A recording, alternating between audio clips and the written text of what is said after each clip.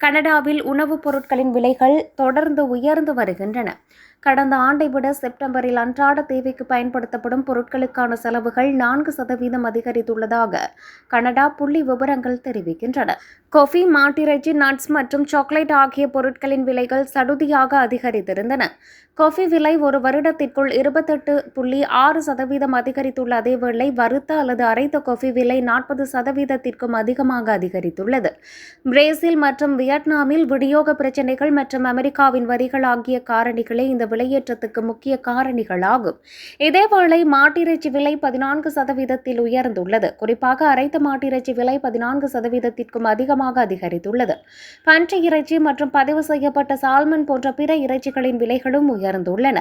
அத்துடன் நட்ஸ் விலைகள் 15.7%ஆல் அதிகரித்துள்ளன.